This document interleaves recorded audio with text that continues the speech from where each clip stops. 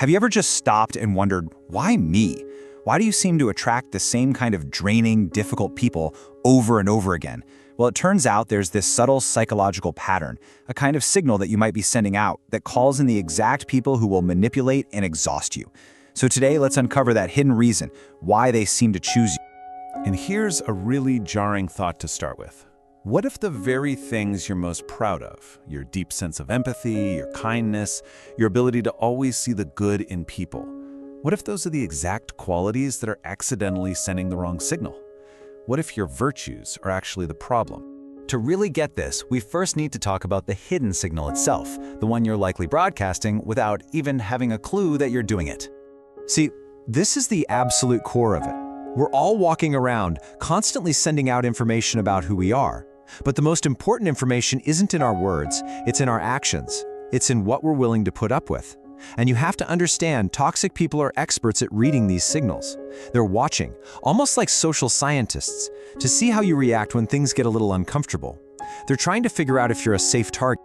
So let's deconstruct a couple of these behaviors that, on the surface, look like virtues, but in reality, they're acting like a giant flashing beacon for the wrong kind of person. Okay, so you've definitely heard of fight or flight, right? Well, there's another trauma response that is so crucial to understand here. It's called fawn.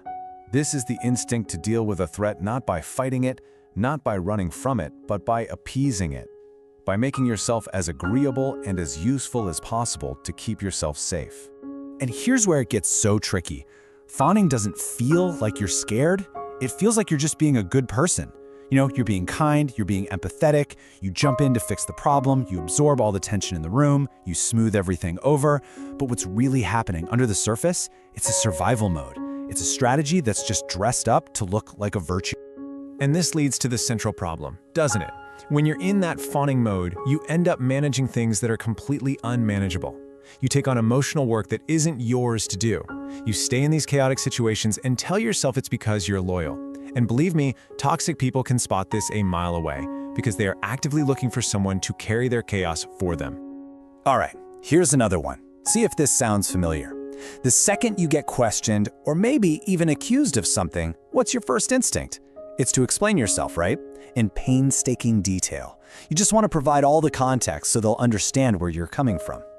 And you think you're just being reasonable and mature, but let's look at what you're actually signaling. You're teaching them that when they push, you'll fold, that your boundaries are negotiable.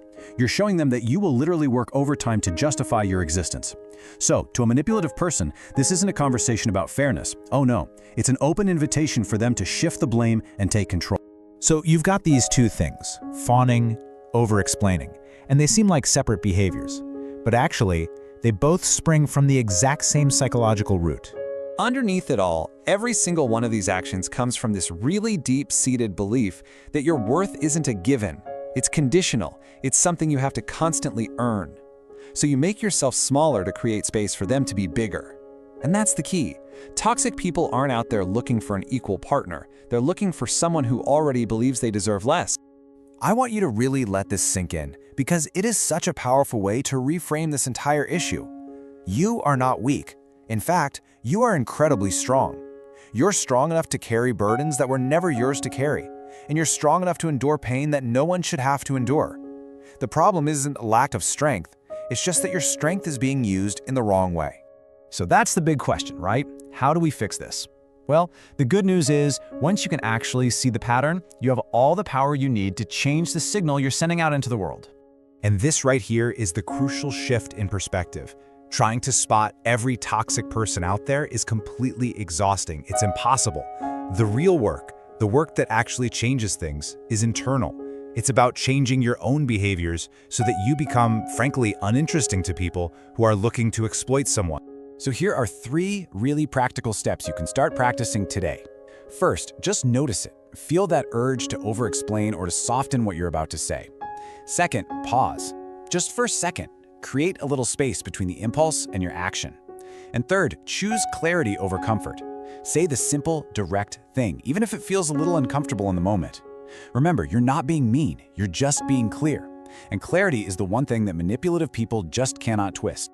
And here's the beautiful outcome of doing this work. When you stop playing small, you stop attracting people who need you to be small.